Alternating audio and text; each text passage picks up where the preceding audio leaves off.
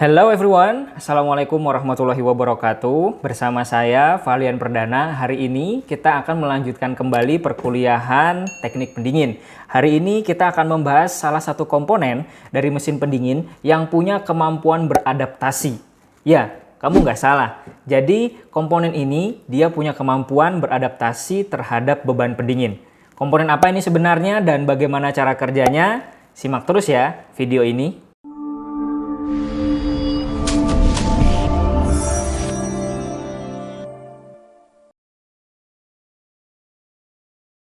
Komponen ini disebut dengan Thermostatic Expansion Valve atau biasa disingkat dengan TXV. Dan hari ini kita akan belajar sistem refrigerasi jenis apa yang menggunakan TXV ini, kemudian di mana posisinya, bagaimana bentuknya, dan apa saja komponen-komponen penyusunnya dan bagaimana cara kerjanya. Dan yang terakhir, apa yang terjadi kalau misalkan TXV ini rusak.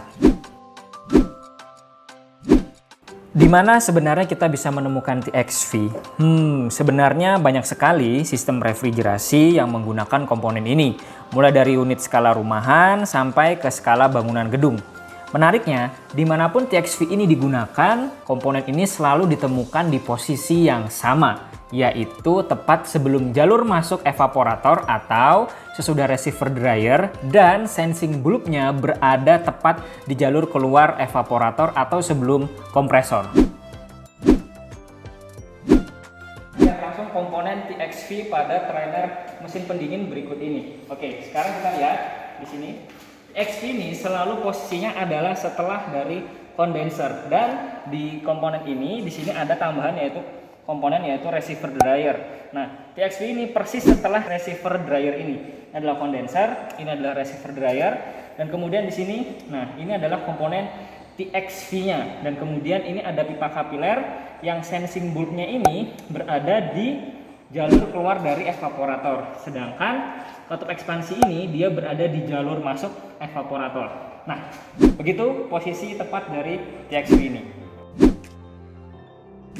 Kemudian kita lanjut ke komponen-komponen dari TXV ya.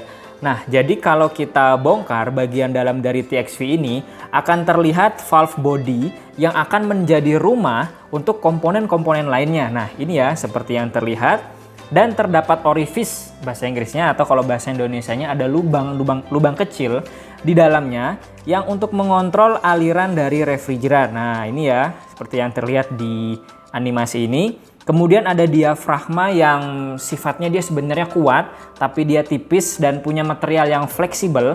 Biasanya sih terbuat dari logam yang lentur untuk dia mampu menerima tekanan. Menerima tekanan ini dari mana? Nanti kita akan jelaskan lebih lanjut lagi di cara kerjanya.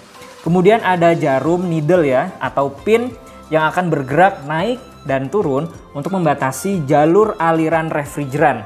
Ya, kemudian ada pegas yang akan melawan kekuatan jarum, dan sensing bulb serta pipa kapiler yang akan memberikan sinyal apakah katup akan membuka atau menutup. Sekarang kita akan lanjutkan lagi bagaimana sih cara kerja dari TXV ini. Nah, seperti yang terlihat di video animasi berikut ini, di komponen yang saya lingkari ini adalah thermostatic expansion valve-nya, dan kemudian dia ada pipa kapiler yang sampai ke bawah dan kemudian berakhir di sensing bulb. Yang saya sebutkan tadi yang disebut dengan superheated vapor ini adalah bentuk gas di terakhir di fase setelah dia menjadi gas secara sempurna dan kemudian suhunya tetap naik. Nah, kemudian dari saturated vapor dia akan berubah menjadi ke superheated vapor. Bagaimana cara kerjanya? Seperti yang terlihat di sini. Ini ada refrigeran yang berasal dari kondenser, high pressure, medium temperature, dan saturated liquid. Artinya dia masih dalam bentuk liquid secara sempurna ya, atau dalam bentuk cairan secara sempurna. Dan kita lihat di sini operationnya cooling load-nya normal atau beban pendinginnya normal, spring atau pegasnya di sini nearly close atau dia hampir tertutup, superheat-nya normal, dan action-nya oke, artinya dia bisa berjalan.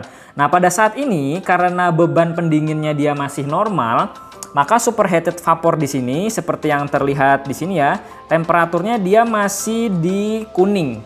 Ya, artinya sensing bulb dia belum menekan diafragma sehingga dia refrigeran yang masuk ke dalam pipa evaporator ya dia secukupnya. tidak terlalu banyak ya. Jadi dia mendeteksi, oh ini beban pendinginnya masih cukup nih.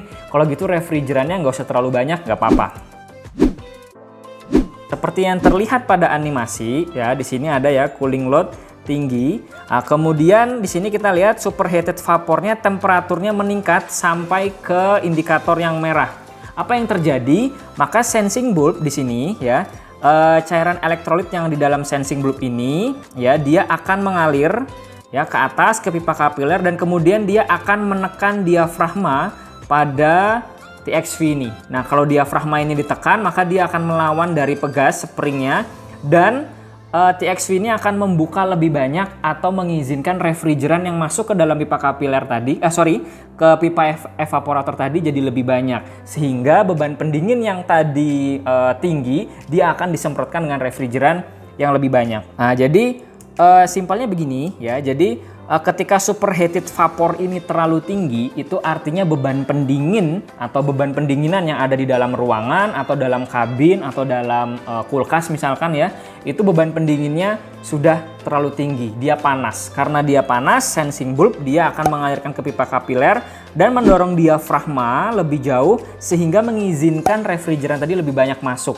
Nah, kalau misalkan tadi refrigerannya tetap ya, dia tidak mampu beradaptasi, nah nanti maka mesin pendingin tadi tidak akan mampu ya menghembuskan udara sejuk seperti yang diinginkan. Nah, sekarang pertanyaan selanjutnya yang terakhir. Bagaimana seandainya TXV ini atau thermostatic expansion valve ini gagal berfungsi atau mengalami malfunction? Yang terjadi adalah kompresornya bisa meledak. Tentu tidak se-ekstrim itu ya kan? Oke, saya akan jelaskan.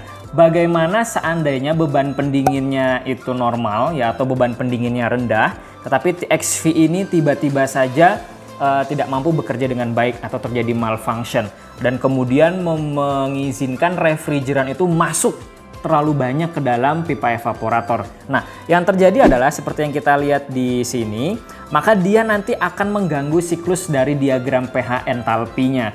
Seperti yang kita lihat di diagram pH entalpi berikut ini ya, ketika refrigeran keluar dari evaporator, maka dia harus sudah berada dalam posisi saturated vapor atau fasenya harus sepenuhnya gas. Dan ketika dia menuju ke kompresor, dia harus pada superheated vapor. Kalau misalkan ternyata tadi beban pendinginannya biasa dan refrigeran yang disemprotkan ke dalam pipa evaporator terlalu banyak, maka nanti di akhir ujung evaporator tadi, maka dia masih khawatirnya dia masih dalam bentuk liquid. Ya, jadi tidak menjadi gas sepenuhnya. Apa yang terjadi? Seperti yang kita tahu, kompresor ya, dia adalah sebuah alat untuk mengkompresikan fluida dalam bentuk gas. Ketika dia dimasukkan fluida dalam bentuk liquid, kompresornya bisa rusak karena liquid dia incompressible. Itu kondisi yang pertama. Kondisi yang kedua, sebaliknya. Ya, apabila ketika beban pendinginan sedang tinggi dan kemudian TXV malfunction atau tidak berhasil bekerja dengan baik, refrigeran yang dimasukkan terlalu sedikit, maka evaporator belum sampai ujung dari evaporator dia udah jadi saturated vapor. Apa yang terjadi? Maka mesin pendingin tidak mampu menyerap dingin dan pada akhirnya ya mesin pendingin tersebut tidak berhasil mendinginkan ruangan, tidak berhasil menghembuskan udara sejuk, yang artinya mesin pendingin tersebut juga rusak. Nah, itu tadi mungkin penjelasan singkat dari saya mengenai TXV. Nah, setelah penjelasan TXV ini, di pertemuan selanjutnya kita akan membahas lebih lanjut ya bagaimana cara kerja evaporator. Jadi anggapannya TXV ini sudah bekerja dengan baik, dia mampu beradaptasi terhadap beban pendinginan dengan baik, dan bagaimana cara kerja evaporator di pertemuan selanjutnya. Mungkin cukup sekian pada pertemuan kali ini ya, mudah-mudahan bisa bermanfaat dan jangan lupa belajar. Dan setelah ini saya akan memberikan kuis untuk adik-adik sekalian untuk mengecek seberapa jauh pemahaman adik-adik sekalian. Terima kasih telah menonton, selamat belajar, sampai jumpa. Wassalamualaikum warahmatullahi wabarakatuh.